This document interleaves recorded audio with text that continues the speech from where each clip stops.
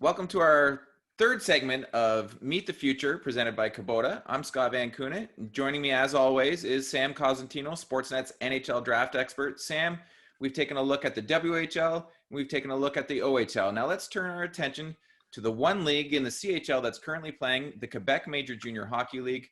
Who are some of the prospects there that you're going to be keeping your eye on this week? Yeah, really important that they're able to get back out on the ice, and I hope it works out well, and I hope that our other two leagues are soon to follow. But one guy that has great interest to me is Justin Barron.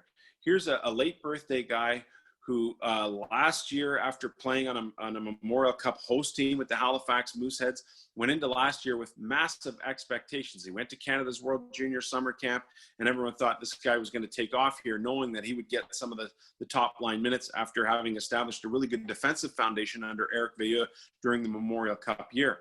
Well, in December, it's realized that he's got some blood clot issues. He has to have a surgery in order to get that repaired. And then more recently, another procedure has, I believe, cured all that ailed him through that time. But when we look at this guy as being a healthy player, and I do believe he is that now, I think he's a top 25 pick in this draft, although with some of those health concerns also comes some risk, and that might push him into the second round, and that's why I've selected him for this. But a big right shot defenseman who's a smooth skating, efficient guy, can transport the puck, pass the puck, has no problem being up on the rush, but a wonderful character kid, like one of my favorite kids that I met in 15 years. Justin Barron of the Halifax Mooseheads, right shot defenseman. Be fascinating to watch where he goes. The next guy is a guy we got to know a little bit throughout Canada, Russia, and that's Egor Sokolov, who plays with the Cape Breton Screaming Eagles. This guy had 76 goals in the last 2 years, like really heady stuff. And I think there is a major reason for his improvement this year. You look at Marc-Andre Dumont had been his coach previously. They made a coaching change. They went to Jake Grimes. Jake Grimes came in there. He assessed what he had there. He looked at Sokolov and said, we know what you do well. We want you to continue to do that well, and we're going to work on some other parts of your game. The one thing he really needed to work on were his feet.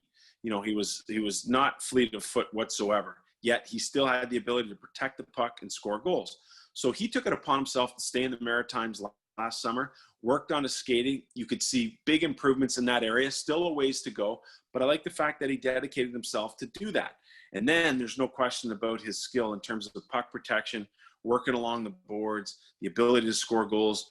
Those are really important assets in today's game. So when it comes to Sokolov, he plays on Russia's World Junior team.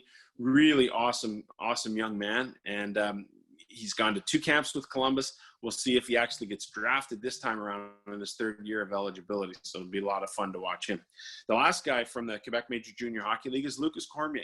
And again, this guy might also have first-round consideration, but he's been besieged by injuries last year, just limited to 44 games, more on the smallish side, really good at walking the line. In the offensive zone, I love watching this guy play because he plays with some guts. He plays with some risk, yet he knows what his capabilities are. So when it comes to Lukas Cormier, a guy who Jim Halton absolutely loves, he says he thinks the game at a top-notch level. I like his offensive skill set. He is a little bit on that smallish side, so he has to play more like that new age defenseman, but off to a good start so far this year with Charlottetown. That's Lukas Cormier, defenseman for the Charlottetown Islanders. Now, Sam, has these extra 3 months that these players have had, and the scouts and the execs that they've all had, has this helped players or in the evaluation process for scouts and execs, or is it kind of hurt them in a way?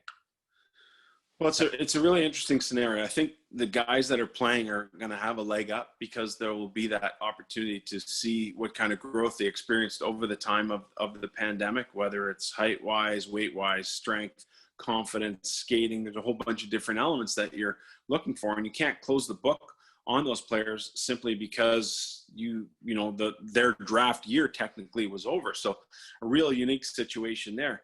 Also, you have to think about, okay, these guys will have had time to prepare for their first NHL season, whenever that may come, in a way that no other draft eligibles would have, where you had all those additional months to train. And that's not saying that they're all going to make the jump, but I do believe all that time off, if you spent it wisely and spent it training, it's really going to speed up the developmental curve. So in the grand scheme of things, I think scouts have had to rely on more video, rely on more analytics, embrace the analytics side of things a little more. It's enabled teams to meet more, albeit virtually. So that does have its limitations too, but I think there's been a lot more meetings, a lot more discussions. The guys that I've talked to are constantly on and off of these Zoom calls.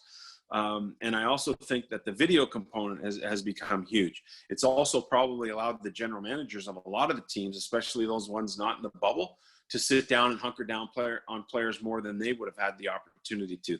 So you do have a little bit of that ebb and flow. Is it helping players or is it hurting players?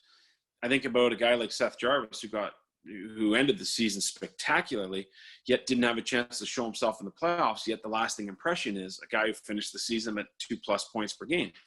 And then, you think about a guy like Jake Sanderson, who was just on his way up, not a CHL guy, but in terms of the whole draft perspective, was on his way up and starting to show an offensive side of his game. And then the season came to an end before he got a chance to play in the under-18s. So I think each player really is affected differently by it, although I do believe that the players that are playing now have a slight edge up on those who are not. And one of those guys, and I would say that the time off has helped him, would probably be a Hendrix Lapierre in Chicoutimi. Yeah, no question about it. I mean, here's a guy who's really, really benefited from that. His first couple of regular season games, I think he had 4 points in his first and 2 points in his second, 8 points in 4 preseason games. So no doubt he's the guy that's trying to prove to scouts that he is indeed healthy. And that's a major, major step forward for him. That may have a significant impact on what happens to Hendrix come Tuesday night. Well, thanks again for doing this, Sam. I can't wait to watch the draft unfold on Tuesday and Wednesday. Yeah, looking forward to it myself. It's going to be a blast.